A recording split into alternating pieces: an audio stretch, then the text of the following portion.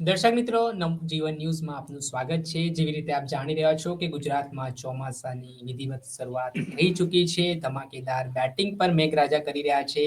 ત્યારે સૌરાષ્ટ્ર અને દક્ષિણ ગુજરાતમાં ખાસ જે રીતે વરસાદની આગાહી કરવામાં આવી છે, ભારેથી અતિ ભારે વરસાદની ને સાથે જ હવે બંગાળની ખાડીમાં એક આગામી દિવસોમાં સિસ્ટમ પણ સાયક્લોનિક સર્ક્યુલેશનની બનવાની છે. તે તમામ બાબતે આપણે વાત કરવાના છે હવામાન નિષ્ણાંત પરેશ ગોસ્વામી સાથે, કે જે અવારનવાર આગાહીને લઈને પોતાની આગાહી મૂકતા હોય છે વરસાદની. સીધી તેમની સાથે વાતચીત કરીએ. પહેલા તો પરેશભાઈ, નવજીવન ન્યૂઝમાં આપનું સ્વાગત છે. જી જી નમસ્કાર. પરેશભાઈ, વરસાદની શરૂઆત તો ધમાકેદાર આ વખતે ગુજરાતમાં જોવા મળી છે. હવે કયા જિલ્લાઓમાં ભારેથી અતિ ભારે વરસાદ થવાની શક્યતા છે? ને ખાસ કરીને જોઈએ તો અત્યારે સુરતની વાત કરીએ તો તેમાં એક જ દિવસમાં 12 ઇંચ કે 16 ઇંચ જેટલી આસપાસ વરસાદ વરસી ચૂક્યો છે. તો કયા હવે જિલ્લાઓ એવા રહેશે કે જ્યાં વરસાદ છે તે ભારે વરસવાનો છે? ચોક્કસ આમ તો ફેજાનભાઈ જોવા જઈએ તો અત્યારે જુલાઈ મહિનો ચાલી રહ્યો છે. જુલાઈ મહિનો એટલે ભરપૂર વરસાદનો જ ગણવામાં આવે છે. અત્યારે વરસાદ જેટલો પડે એ ખેડૂતો માટે ને દરેક ગુજરાતીઓ માટે ખૂબ એ સારી બાબત કહેવાય. હવે અત્યારે જોવા જઈએ તો અરબ સાગર અને બંગાળની ખાડી બંને સક્રિય છે. પણ જોવાનું એ છે કે અરબ સાગરની અંદર અત્યારે કોઈ વરસાદી સિસ્ટમ એક્ટિવ નથી અને આવનારા એક અઠવાડિયા સુધી અરબ સાગરમાં કોઈ વરસાદી સિસ્ટમ બને તેવી કોઈ પ્રકારની શક્યતાઓ નથી. પણ એક્ટિવ ચોક્કસથી છે, અત્યારે સક્રિય છે એટલે અરબ સાગર સક્રિય છે એટલે ગુજરાત ઉપર ભેજવાળા પવન આવી રહ્યા છે. બંગાળની ખાડીની જે કઈ સિસ્ટમ આવે ને ભેજ આપી રહ્યો છે, પણ વરસાદી સિસ્ટમ અરબ સાગરમાં અત્યારે નથી બની રહી. હવે બંગાળની ખાડી છે તે પણ સક્રિય છે, પણ બંગાળની ખાડીની અંદર ફરક એ છે કે અરબ સાગર સક્રિય હોવા છતાં ત્યાં સિસ્ટમ નથી બનતી. બંગાળની ખાડી જેટલી સક્રિય છે એટલી એક પછી એક સિસ્ટમ બનવાનું ચાલુ છે. એટલે ઘણી બધી સિસ્ટમો છે ત્યાં બની રહી છે અને આ તમામ સિસ્ટમો છે કાં તો આંધ્રપ્રદેશ ઉપર થઈ અથવા તો ઓરિસ્સા ઉપર થઈ અને મધ્યપ્રદેશ આવે છે ને મધ્યપ્રદેશ થઈને પછી ગુજરાત ઉપર થઈ અને પશ્ચિમ દિશામાં આગળ વધી રહી છે. એટલે એના કારણે ગુજરાતની અંદર વરસાદો જોવા મળી રહ્યા છે. જેમાં અત્યારે જે વરસાદ આજની તારીખે આજે 3 જુલાઈના રોજ ચાલુ થયું છે, આ વરસાદ છે લગભગ 10-11 તારીખ સુધી કન્ટિન્યુ જોવા મળે તેવી શક્યતાઓ છે. હવે 10-11 તારીખની જે આપણે વાત કરીએ છીએ એમાં બની શકે વચ્ચે એકાદ 2 દિવસનો કદાચ ગેપ હોઈ શકે, બાકી કન્ટિન્યુ વરસાદોની શક્યતાઓ છે. એનું મેઇન કારણ છે કે આમ તો બે સિસ્ટમ છે અત્યારે સક્રિય થઈ છે. એક સિસ્ટમ દક્ષિણ રાજસ્થાન અને પૂર્વ રાજસ્થાનના ભાગો ઉપર હતી. એ ગઈકાલે ઘણી બધી નબળી પડીને આજે વહેલી સવારે નબળી પડીને એ તમામ સિસ્ટમ છે ઉત્તર ગુજરાતના ભાગો ઉપર આવી ગઈ, જેને કારણે ઉત્તર ગુજરાતમાં પણ આજથી વરસાદની શરૂઆત થઈ છે.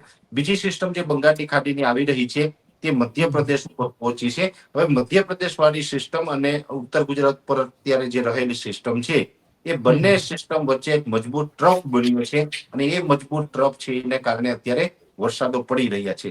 હવે જે મધ્યપ્રદેશ વાળી જે સિસ્ટમ આવી રહી છે ફેજાનભાઈ, ગુજરાતમાં પહોંચશે ત્યારે અત્યારે ઓલરેડી એક ગુજરાતમાં સિસ્ટમ છે. આ બંને સિસ્ટમ મર્જ થઈ જશે અને બંને સિસ્ટમ મર્જ થશે એટલે બંનેને કારણે એક વધુ મજબૂત સિસ્ટમ છે ગુજરાત ઉપર આવનારા દિવસમાં ડેવલપ થઈ શકે. એટલે લગભગ 5-6 તારીખમાં સિસ્ટમ છે વધારે મજબૂત થશે. એટલે અત્યારે જે વરસાદો પડી રહ્યા છે એનાથી પણ વધારે વરસાદ ત્યારે પડી શકે છે. જોકે અત્યારે જે વરસાદ પડી રહ્યા છે 10-11 તારીખ સુધી જે ફેજાનભાઈ વરસાદ પડવાના છે, આ વરસાદનો રાઉન્ડ છે સાર્વત્રિક છે. એવું ન કહી શકાય કે આ સૌરાષ્ટ્ર માટે છે, ઉત્તર ગુજરાત માટે છે, કચ્છ માટે, એવું નથી. આ સાર્વત્રિક રાઉન્ડ છે, ઓલ ઓવર ગુજરાતને લાભ આપશે. 90-95% લાભ આપે એટલે આપણે એને સાર્વત્રિક ગણવું પડે. વચ્ચે કોઈ ગામમાં કદાચ ગણીએ ને ઓલ ઓવર ગુજરાતમાં 2-2 ગામ ગણીએ દરેક રિજનના અને 5% વિસ્તાર બાકાત હોય એ વાત અલગ રહેશે, પણ 90-95% વિસ્તારને આ વરસાદનો લાભ મળવાનો છે. અને એવરેજ 5 થી લઈ અને 7 ઇંચ સુધીના વરસાદ ગુજરાતના તમામ રિજન જેમાં સૌરાષ્ટ્ર, કચ્છ, ઉત્તર ગુજરાત, મધ્ય ગુજરાત, દક્ષિણ ગુજરાત એમ તમામ વિસ્તાર આવીએ 5 થી 7 ઇંચ વરસાદો છે પડી શકે. અને આઇસોલેટેડ વિસ્તાર માટે 10-12% વિસ્તાર એવા હશે ગુજરાતના કે જ્યાં 7 ઇંચ કરતા વધારે વરસાદ પડીએ. તમે જે રીતે હમણાં વાત કરી સુરતની, એવી રીતે 7 ઇંચ કરતા વધારે વરસાદ છે અમુક જગ્યાએ પડે. પણ એ 7 ઇંચ કરતા વરસાદ વધે એવા વિસ્તાર માત્ર 10-12% હશે. બાકી 90% વિસ્તાર એવા હશે જ્યાં 5 થી લઈને 7 ઇંચ સુધીના વરસાદો નોંધાય. હવે આમ જોવા જઈએ તો જુલાઈ મહિનાની અંદર જે આમ તો ઓલ ઓવર વરસાદ પડવાના છે, ભલે આ વરસાદ છે આપણે 10-11 તારીખ સુધી ચાલુ રહીએ, પછી કદાચ થોડો ગેપ મળે, પણ ઓલ ઓવર જુલાઈ મહિનાની વાત કરવા જઈએ તો આપણે થોડુંક ભૂતકાળમાં જવું પડશે. આપણે જૂન 2025, જો જૂન 2025 ની અંદર જે રીતે ગુજરાતમાં વરસાદ પડ્યા છે એ રીતે જોવા જઈએ તો એવરેજ દર વર્ષે જે જૂન મહિનામાં વરસાદ પડતા હોય એના કરતા 30% વધારે વરસાદ જૂન 2025માં નોંધાયા છે. હવે 30% વરસાદ વધારે નોંધાયા છતાં પણ અમુક વિસ્તારો બાકાત હતા વરસાદમાં, જેમાં કચ્છના ઘણા બધા વિસ્તાર છે, પશ્ચિમ સૌરાષ્ટ્રમાં ઓછો વરસાદ હતો, ઉત્તર ગુજરાતના ઘણા બધા વિસ્તારમાં ઓછો હતો. પણ એ એવરેજ એટલા માટે વધારે આવી કેમ કે 16 થી 20 જૂન દરમિયાન સૌરાષ્ટ્રના ભાવનગર, બોટાદ, અમરેલી અને એ સાથે સુરેન્દ્રનગરના અમુક વિસ્તારોની અંદર નોર્મલ કરતા વધારે વરસાદ અને અતિ ભારે વરસાદ નોંધાયો હતો. એવી જ રીતે દક્ષિણ ગુજરાતની અંદર 21 જૂન થી 27 જૂન દરમિયાન દક્ષિણ ગુજરાતના તમામ સેન્ટરોની અંદર અતિ ભારે વરસાદો પડ્યા. એટલે બે રીઝન એવા હતા કે જ્યાં અતિ ભારે વરસાદો પડ્યા છે એટલે ઓલ ઓવર ગુજરાતની એવરેજ છે એ નોર્મલ કરતા 30% વધી ગઈ. પણ હવે જુલાઈ મહિનો છે તો જુલાઈ મહિનામાં પણ નોર્મલ કરતા 15 કે 20% સુધીની એવરેજ છે વધારે રહેશે. સામાન્ય રીતે પણ દર વર્ષે જૂન કરતા જુલાઈમાં વરસાદનું પ્રમાણ વધારે હોય છે. એટલે એ રીતે જૂન કરતા જુલાઈમાં વરસાદનું પ્રમાણ તો વધારે, પણ જેવી રીતે ગત મહિનામાં 30% સુધીનો વધારે વરસાદ પડ્યો એમ જુલાઈમાં દર વર્ષે પડતો હોય એના કરતા 15-20% વધારે પડી શકે. એટલે હજુ પણ આપણે ઘણા બધા સારા વરસાદોની શક્યતાઓ છે. અને જૂન મહિનામાં જે અતિ ભારે વરસાદો પડશે એની અંદર દક્ષિણ ગુજરાતના તમામ જિલ્લાઓનો સમાવેશ થાય છે અને પશ્ચિમ સૌરાષ્ટ્ર એટલે દ્વારકા, જામનગર, પોરબંદર આ વિસ્તારોની અંદર જુલાઈ મહિના દરમિયાન વરસાદની તીવ્રતા વધારે રહી શકે છે. એટલે આ રીતે જોવા જઈએ તો અમુક જગ્યાએ અતિ વરસાદ, કોઈ જગ્યાએ મધ્યમ તો કોઈ જગ્યાએ સામાન્ય, ઓલ ઓવર ગુજરાતની અંદર વરસાદો છે ચાલુ રહેવાના છે. જેમાં આ રાઉન્ડ છે એ જુલાઈ મહિનાનો આજથી ચાલુ થયો છે. આ 10-11 તારીખ સુધી આ વરસાદો પડશે અને એ પછી કદાચ 2-5 દિવસનો ગેપ આવી શકે. બાકી ત્યાર પછી ફરીથી પાછા 15 તારીખ પછીથી લઈને 31 જુલાઈ સુધી પણ રાજ્યના અલગ અલગ વિસ્તારોમાં સારા વરસાદની શક્યતાઓ માની રહ્યા છે. સર, આ વખતે ચોમાસાએ તમે જેમ આગાહી કરતા હતા એ મુજબ જબરજસ્ત એન્ટ્રી તો લીધી છે, કેટલાક વિસ્તારો ગમરોળી નાખ્યા છે. પણ હવે વાત રહી છે શું આ વખતે વાવાઝોડુંનું કોઈ સંકટ દેખાઈ રહ્યું છે ગુજરાત ઉપર? કેમ કે ગત વખતે પણ વરસાદમાં વાવાઝોડું ત્રાટક્યું હતું, તો આ વખતે કોઈ એવી સિસ્ટમ બની રહી છે કે કેમ? જોકે જે વાવાઝોડા ચોમાસા પહેલા બનતા હોય એ મોટા ભાગે પ્રી મોન્સૂન જે સાયક્લોન આપણે કહીએ છીએ કે ચોમાસા પહેલા સાયક્લોન બની જાય, pre monsoon cyclone. Pre monsoon cyclone છે એ એપ્રિલ એન્ડ થી લઈ અને 15 જુલાઈ સુધીમાં જનરલી બનતા હોય. પણ હવે આ 15 જુલાઈ પહેલા કોઈ સાયક્લોન બને તેવી શક્યતાઓ નથી. હવે પ્રી મોન્સૂન સાયક્લોનની સિઝન પૂર્ણ ગણવાની, કેમ કે આજે 3 જુલાઈ થઈ છે, હજી સુધીમાં ક્યાંય સાયક્લોનના કોઈ અણસાર નથી ને હજુ પણ 15 તારીખ સુધીમાં બને તેવી શક્યતાઓ નથી.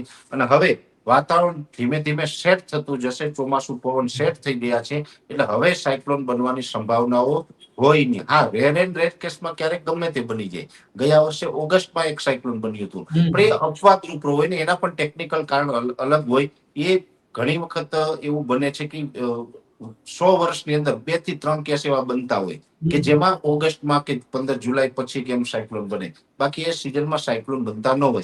એટલે હમણાં આવનારા સમયમાં કોઈ સાયક્લોન બને તેવી કોઈ જ પ્રકારે શક્યતા નથી. એટલે એનાથી કોઈ ડરવાનું કે ગભરાવાનું નથી. રાબેતા મુજબના જે આ વરસાદો પડે છે એ જ મુજબના વરસાદો છે કન્ટિન્યુ ચાલુ રહેશે, કેમ કે બંગાળની ખાડી, અરબ સાગર બંને સક્રિય છે. એ બંને સક્રિયની પાછળનું કોઈ મેન કારણ હોય તો ઘણા સમયથી જે લાનીના સક્રિય હતો એ લાનીના અત્યારે ન્યુટ્રલ થયો છે. અત્યારે જે ન્યુટ્રલ લાનીના છે લાંબો સમય સુધી એટલે કે સંપૂર્ણ ચોમાસું પૂર્ણ થાય ત્યાં સુધી ન્યુટ્રલ રહેશે. એ હવે નેગેટિવ તરફ જાય તેવી શક્યતાઓ નથી, એ ન્યુટ્રલ રહેશે.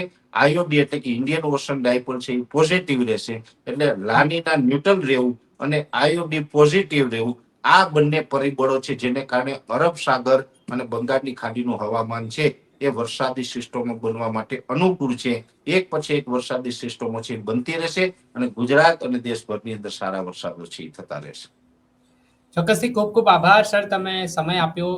આ હતા આપણી સાથે હવામાન નિષ્ણાંત પરેશ ગોસ્વામી, જેમણે આગાહી કરી છે ત્યારે બંગાળની ખાડીમાં એક સિસ્ટમ સક્રિય બની રહી છે, અરબ સાગરમાં એક સિસ્ટમ સક્રિય બની રહી છે અને આગામી સમયમાં હજી સારો વરસાદ પડવાની શક્યતાઓ તેઓ વ્યક્ત કરી રહ્યા છે. પડે પણ વેધરથી જોડાયેલા અપડેટો નવજીવન ન્યૂઝ આપને પહોંચાડતું જ હોય છે. ને તેમણે જે અત્યારે આગાહી કરી છે દક્ષિણ ગુજરાત અને સૌરાષ્ટ્રના પશ્ચિમી ભાગોમાં સારો વરસાદ છે આગામી દિવસોમાં પડવાનો છે. અને હવે જે વરસાદનો જે બીજો નવો રાઉન્ડ શરૂ થયો છે, આ નવો રાઉન્ડ 11 તારીખ સુધી વરસાદ સાર્વત્રિક ગુજરાતમાં પડવાનો છે. ને ત્યારબાદ 5 દિવસનો બ્રેક વરસાદ લઈ શકે છે, ને ત્યારબાદ અતિ તીવ્રતાથી વરસાદ પડી શકે છે તે પ્રકારની આગાહી પણ તેમના દ્વારા વ્યક્ત કરવામાં આવી રહી છે. દર્શક મિત્રો, વેધરથી જોડાયેલા પડે પડના અપડેટો આપના સુધી પહોંચાડતા રહીશું, એટલે નવજીવન ન્યૂઝ જોતા રહો.